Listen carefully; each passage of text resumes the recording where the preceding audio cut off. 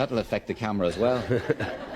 But it makes a nice contrast, Well, my mother's here. I thought it looked smart. I know, looks very well. Your mum too. We'll be talking to her in a moment.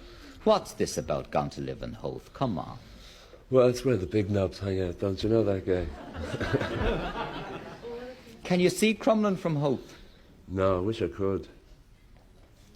It ruins the image, you know, Phil. Ruins the image. Well, I was looking for a place to live in Ireland because, you know, when I moved away, I thought, well, I must come home, you know, because I really suffer from homesickness. If I don't get back to Dublin, not so much Ireland, Dublin, I'm a real Dublin man. If I don't get back to Dublin within 3 months, then I really start to suffer from homesickness. So when we got married, I sent the wife over and said, see if you like Ireland, and she did. So I sent her looking for a house, and she didn't like the south side because the motorways and all go out that way, you know. So she settled for the north side. And you're settling in well, are you? Oh yeah, it's great. It's what are the babbies' names? I have Sarah, which was a song that I had a hit with, and I have a new daughter now called Kathleen, and I'm hoping. Kathleen. I was looking for an Irish name that wasn't too pretentious, you know, like.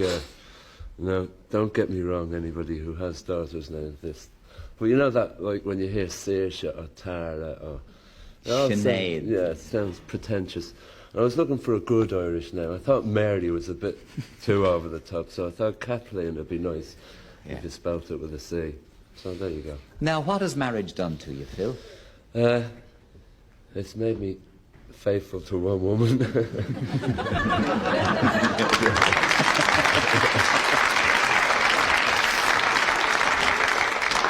That's because the mammy is here, and because herself is watching at home and Howth, but we believe you. Really? Honestly, yeah. Really? I wouldn't have got married otherwise. Really? Honestly. And what else then? Has it made you... It has brought out emotions in me. You know, becoming a father and having the kids and stuff, and the responsibility of the marriage has really brought... I honestly didn't think I had the emotions that I have in me till I got married and had the children. You know, now, I know there's lots of single fellas looking, and they're going, oh yeah. You know, but it's amazing when you do get married and have children, how much passion it can bring out, and how defensive you become for your family, and how, like, I never would have worried about the news. You know, I could have looked at the news and said the world is going to end tomorrow, and it wouldn't have bothered me, you know.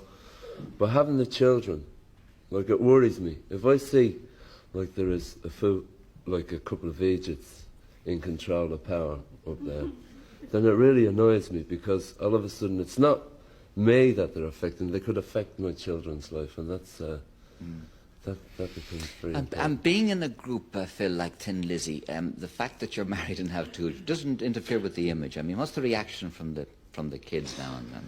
Well, the thing is now, when Thin Lizzy started, I had a bit of a wild boy image, you know. Ah, no. Honestly, you wouldn't believe it to look at me, would you? The white suit, no. But when all that started to happen, you know, I went for it, because, like, I was tired of hearing rock and roll stars saying how sorry they were for themselves, you know, like how they disliked fame and how they were bothered. I jumped at it, you know. I was famous. I thought, great, the women are after me, you know. Like, people want to buy me free drink, you know. They want to treat me. They want to take me here. Like, they want to take me there. Great. And, you know, I really went for it, hook, line and sinker.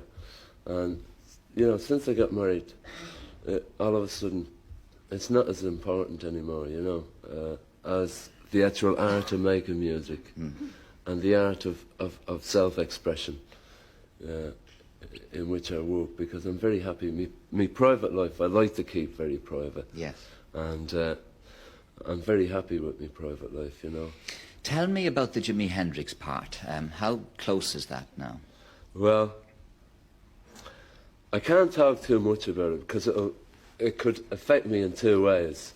One, I could talk about it so much that the price that I'd be asking to do for the film right, would drop.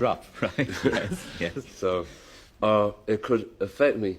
See, the script, there's two ways you can look on Jimi Hendrix, right? There's two sides to Jimi Hendrix. If you're not, I don't expect most of the audience here to know about Jimi Hendrix too well, but Jimi Hendrix as an artist was very deep and very involved, and he believed entirely in what he was doing. But as a public figure, he was just like fodder for the media, you know, because he was a wild man. Oh, he was. He was like, he indulged in everything, you see. And he died by the way he lived. But as an artist, you can't take it. Well, for me, he was one of my heroes, you know, like he was one of the true inspired. He showed to me that a black fella could be the front of a band and like be completely respected for what he did. And I've to fly to America to do a screen test, not only for the Jimi Hendrix film. There's a couple of films they want me to do now, and ever since, like, I mean, okay, Sidney Poitier's life story, Joe Lewis, you know, You're in black, you name it, you know. You're in the run for them all.